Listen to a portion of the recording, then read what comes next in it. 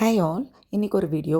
இந்த வீடியோவில் நம்ம என்ன பார்க்க போகிறோம் அப்படின்னா, என்னுடைய சண்டே எப்படி போச்சுன்றது தான். இதை நான் உங்களோட ஷேர் பண்ணிக்கிறத ரொம்ப ஹாப்பியாக ஃபீல் பண்ணுறேன். ஸோ ஆஸ் யூஷுவல் வீடியோவை கரீஸோடவே ஸ்டார்ட் பண்ணுவோம். சண்டே எழுந்த உடனே கரீஸ்க்கு முறுக்கு தான் கொடுத்தோம். அவங்க சாப்பாடு பாலெல்லாம் சாப்பிட்றத விட முறுக்கு தான் ரொம்ப விருப்பமாக சாப்பிட்றாங்க. வேறு என்னென்ன கொடுக்கலாம் அவங்களுக்குன்றதை எனக்கு கமெண்ட்ஸில் கொஞ்சம் ஷேர் பண்ணுங்கள். ஸோ சண்டே அமாவாசைன்றதுனால ஹஸ்பண்ட் லஞ்செல்லாம் எதுவும் ப்ரிப்பேர் பண்ண வேண்டாம், ஜஸ்ட்டு பாயசம் மட்டும் வச்சு சாமி கும்பிட்டுட்டு நம்ம லஞ்சுக்கு வெளியில் போகிறோம் அப்படின்னு சொல்லியிருந்தாங்க. நானும் நெய் முந்திரி பருப்பெல்லாம் போட்டு இப்போல்லாம் நம்ம தான் நல்லா வீடியோ எடுக்கிறோமேன்னு சொல்லிட்டு ரைட் ஹேண்டில் கேமராவும் லெஃப்ட் ஹேண்டில் இதை டீல் பண்ணேன். இதனால் என்ன ப்ராப்ளம் ஆயிடுச்சுன்னா, ஒரு மைல்டு ஆக்சிடெண்ட். ஒன்றும் பெரிய லாஸ் கிடையாது, 2 முந்திரி பருப்பு தான் லாஸு. மற்றபடி ஓகே, சமாளிச்சாச்சு. பட் ஆனால் நீங்கள் சமைக்கும் போது ரொம்ப ஜாக்கிரதையாக கேர்ஃபுல்லாக சமைங்க. இதெல்லாம் உங்களுக்கு ஒரு டிப்ஸாக இருக்கும், எதெல்லாம் பண்ணக்கூடாதுன்றதுனால. ஸோ நெக்ஸ்ட்டு நல்லா முந்திரி பருப்பு கோல்டன் ப்ரௌன் ஆனதுக்கப்புறம் அதை ஓரம் வச்சுட்டு அந்த நெய்யிலே நம்ம வெர்மைஸ்லி கிடையாது, இது பாம்பே சேமியா, ரொம்ப மெலிசாக இருக்கும். இதுவும் கொஞ்சம் நல்லா ரோஸ்ட் ஆனதுக்கப்புறம் ஒரு பேக்கெட் பால், சர்க்கரை, ஏலக்காய் இது எல்லாத்தையும் சேர்த்து நல்லா கொதிக்க வச்சுட்டா பாயசம் ரெடி. ரொம்ப சிம்பிள். அதில் கடைசியாக முந்திரி பருப்பு போட்டு இறக்கிட வேண்டியதுதான். பட் ஆனால் டேஸ்ட் அல்டிமேட்டாக இருக்கும். இப்படி தண்ணியாக இருக்கிற பாயசம் கொஞ்சம் நேரத்துலேயே நல்லா கட்டியாக புட்டிங் மாதிரி ஆகிடும். பட் ஆனால் டேஸ்ட் அல்டிமேட்டாக இருக்கும். ஸோ பாயசம் ரெடி பண்ணியாச்சு. டேஸ்ட் செம்மையாக இருந்தது. சாமிக்கும் வச்சு அமாவாசை சாமியும் கும்பிட்டு முடிச்சாச்சு. ரொம்ப திருப்தியாக சாமி கும்பிட்டு முடிச்சதுக்கப்புறம் எல்லோரும் கிளம்பியாச்சு வெளியில். எங்கள் குட்டி பாப்பா அவங்கள உங்ககிட்ட காமிக்கணும்னு ஆசைப்பட்டாங்க. ஸோ அவங்க கிளம்பிட்டாங்க, உங்களுக்கு ஹாய் சொல்கிறாங்க. அவங்க தான் வீடியோவிலே உங்களுக்கு வாய்ஸ் ஓவரில் ஹாய் சொல்லணும்னு ஆசைப்பட்டாங்க. பட் ஆனால் முடியல. ஸோ இப்போ நம்ம எங்கே கிளம்பிட்டோம் அப்படின்னா ஹோட்டலுக்கு தான். அமாவாசைனாலே வெஜிடேரியன் தான். நம்மளுக்கு ஓகே, பட் ஆனால் பசங்களுக்கு கொஞ்சம் மனசு வருத்தம் தான். எங்கள் ஹஸ்பண்ட் ரொம்பவே எனக்கு சப்போர்ட்டிவ். அவங்க வீக் டேஸ் ஃபுல்லாக நான் ஒர்க் பண்ணுறதுனால எனக்கு சண்டேயில் கண்டிப்பாக ரெஸ்ட்டு கொடுக்கணும்னு நினைப்பாங்க. எப்பயுமே சண்டேயில் மோஸ்ட்டாக அவங்க ஹோட்டலுக்கு போகலாம், நீ சமைக்க வேண்டாம், ரெஸ்ட் எடுத்துக்கோ அப்படின்னு தான் சொல்லுவாங்க. நான் தான் கொஞ்சம் காஸ்ட் கண்ட்ரோல், ஹெல்த் இஷ்யூ அப்படின்லாம் சொல்லி, ஆனால் வீட்டில் வெரைட்டியாக தான் சமைச்சு கொடுப்பேன். ஒரு வெரைட்டியோடு எப்பயுமே நிறுத்த மாட்டேன். ஸோ நெக்ஸ்ட்டு நாங்கள் ஒரு ஹோட்டலுக்கு தான் பிளான் பண்ணி போனோம். அந்த ஹோட்டலுக்கும் போயிட்டோம். பட் ஆனால் அந்த ஹோட்டலுக்கு போன அப்புறம் தான் தெரியுது அது நான் வெஜிடேரியன் ஹோட்டல்னு. ஸோ ட்ராப் அவுட் பண்ணிவிட்டு நெக்ஸ்ட்டு நாங்கள் போன ஹோட்டல் தான் கீதம் பியோர் வெஜ்ஜு. ஸோ அங்கே போயிட்டு வெஜ்ஜிலே நம்ம ஏதாவது சாப்பிடலாம் அப்படின்னு சொல்லிட்டு 2 சவுத் இண்டியன் மீல்ஸும் ஒரு நார்த் இண்டியன் மீல்ஸ், அப்புறம் மஷ்ரூம் 65 சொல்லியிருந்தோம். அந்த மீல்ஸ்க்கு சூப் கொடுத்துருந்தாங்க. டேஸ்ட் வைஸ் ஓகே, நம்ம என்ன சூப்பர்லாம் சொல்ல முடியாது, ரொம்ப ஸ்வீட்டாக இருந்தது. டொமேட்டோஸ் சூப்புன்றதுனால. அதனால் பசங்க யாரும் அதை விருப்பமாக சாப்பிடல. அப்படியே தான் சூப்பெல்லாம் வச்சுட்டோம். அப்புறம் என்ன மீல்ஸ் எல்லாம் வந்தாச்சு. வெரைட்டிஸ் நிறையா இருந்தது, குவான்டிட்டி கம்மியாக தான் இருந்தது. ஆனாலும் அவ்வளோ வெரைட்டியும் நம்மளால் சாப்பிட்டு முடிக்க முடியல. அவங்க கொடுத்த பிளேட்டில் அப்படியே எல்லாத்தையும் வச்சுட்டு கடைசியாக இந்த டெசர்ட்டோட ஐஸ்கிரீம் வித் ஃப்ரூட்ஸோடு சாப்பிட்டு முடிச்சுட்டு அங்கேருந்து கிளம்பிட்டோம். எப்பயும் நாங்கள் நினைப்போம், நிறைய வாட்டி கீதம் போயிருக்கும்போது இனிமேல் வரவே கூடாது இந்த கீதம்க்குன்னு. பட் வேறு வழி இல்லை, நம்மளோட சுச்சுவேஷன் அப்படி தான் அங்கே போகிற மாதிரி அமைஞ்சிடுது. இப்போ நம்ம எங்கே போகிறோம் அப்படின்னா, ஆக்சுவலி வீட்டிலேருந்தே பிளான் பண்ணது தான் சினிமாக்குன்னு. ஸோ சினிமா தேட்டர் போயாச்சு. புக் மை ஷோவில் பார்த்தோம். டிக்கெட்ஸ்லாம் நிறைய அவைலபிள் இருந்ததுனால தேட்டருக்கே போய் டிக்கெட்ஸ் எடுத்துக்கலான்னு சொல்லிவிட்டு அங்கேயே எங்கள் ஹஸ்பண்ட் டிக்கெட் எடுத்துட்டாங்க. என்ன தான் சாப்பிட்டுட்டு வந்தாலும் தேட்டருக்கு போனால் ஸ்நாக்ஸ் சாப்பிடாமல் இருக்க முடியுமா? ஹெவியாக இருக்குது, ஜஸ்ட்டு பெப்சி மட்டும் வாங்கிக்கலாம் இப்போது, மற்றதெல்லாம் பிரேக்கில் பார்த்துக்கலாம் அப்படின்னு சொல்லிட்டு பெப்சி வாங்கியாச்சு. சின்ன குட்டியால் தாங்கவே முடியல, வாங்கினோடே அது குடிச்சு பார்த்துருந்தோம். நெக்ஸ்ட் என்ன, தேட்டருக்குள்ளே போயிட்டோம்.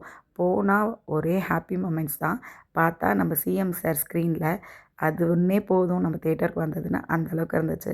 இவரை பார்த்த உடனே கண்டிப்பாக நம்மளுக்கு என்ன தான் எக்ஸ்பீரியன்ஸ் இல்லை, நம்மளுக்கு என்ன தான் அதை பற்றி நாலேஜ் இல்லை அப்படின்னாலும், நம்மளை மற்றவங்க என்ன தான் பேசினாலும், நம்ம எதை எய்ம் பண்ணியிருக்கோமோ அதை மட்டும் டார்கெட்டாக வச்சு நம்மளுடைய ஸ்டெப்பை முன்னாடி எடுத்து வச்சுக்கிட்டே இருக்கணும். அப்போ தான் நம்ம வாழ்க்கையில் கண்டிப்பாக நம்ம நினச்சதை சாதிக்க முடியும். இவரை பார்த்து நம்ம நிறைய பேர் கற்றுக்கணும். அது நல்லதா கெட்டதான்றதெல்லாம் அப்புறம். இவர் சிஎம் ஆனது நல்லது கெட்டதுன்றதெல்லாம் நான் டிஸ்கஸ் பண்ண விரும்பலை.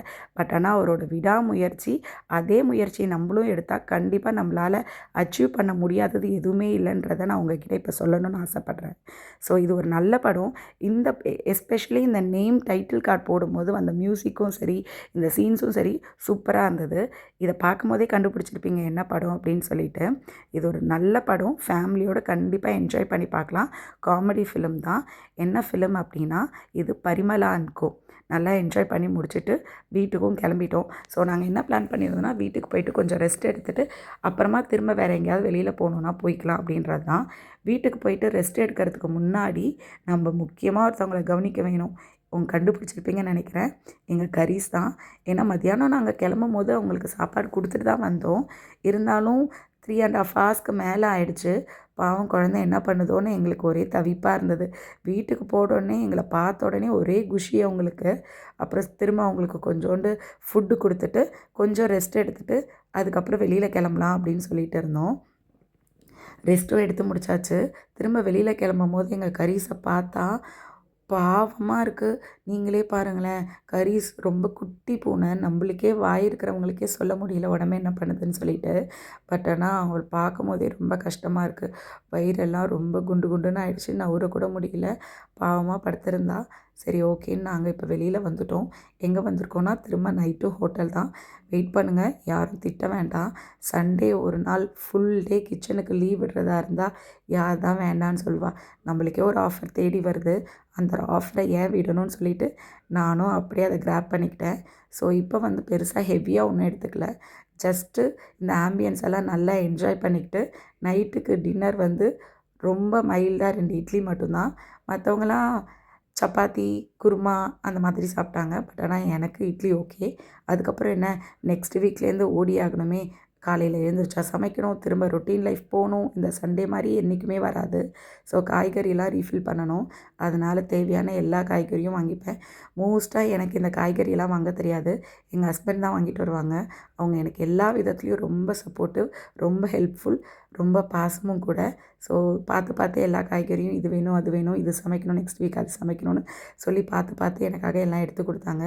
எனக்கு தெரிஞ்ச மாதிரி எனக்கும் தெரிஞ்ச காய்கறி இல்லை, தெரிஞ்ச அளவுக்கு நானும் எடுத்தேன். அப்புறம் என்ன, பில்லிங்கெல்லாம் முடிச்சுட்டு வீட்டுக்கு கிளம்ப வேண்டியதான். ஸோ இந்த லாஸ்ட்டு நைட் டைம் இந்த சண்டேயில் வரும்போது மனசே ரொம்ப வலிக்கும்.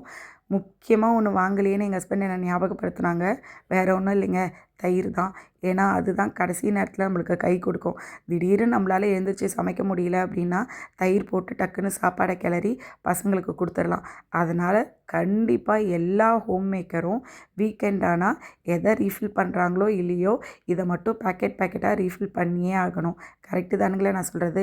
என்ன மாதிரி எத்தனை பேர் நீங்களும் நினைக்கிறீங்கன்றதை சொல்லுங்கள். ஸோ தயிர் ரொம்ப ரொம்ப இம்பார்ட்டண்ட். தயிர் இருந்தால் போதும், நம்மளால் கண்டிப்பாக வாரத்தில் ஒரு நாளை எப்படியும் சமாளிச்சிட முடியும். ஸோ நானும் இது மாதிரி எல்லாத்தையும் வாங்கிக்கிட்டு எடுத்துக்கிட்டு மனசு ரொம்ப கஷ்டமாக தான் இருக்குது. அடுத்த நாள் எழுந்திரிச்சா வேலைக்கு போகணும், பசங்க ஸ்கூலுக்கு போகணுன்னு, வேறு வழி கிடையாது. சரி ஓகே, இந்த வீடியோ உங்களுக்கு பிடிச்சிருந்தா லைக் பண்ணுங்கள், ஷேர் பண்ணுங்கள், கமெண்ட் பண்ணுங்கள், கண்டிப்பாக சப்ஸ்கிரைப் பண்ணுங்கள். என் பொண்ணு ஹாய் சொன்னால அவளுக்கு ஹாய் சொல்ல விருப்பம் இருந்தால் கண்டிப்பாக கமெண்ட்டில் ஹாய்ன்னு டெக்ஸ்ட் பண்ணுங்கள்.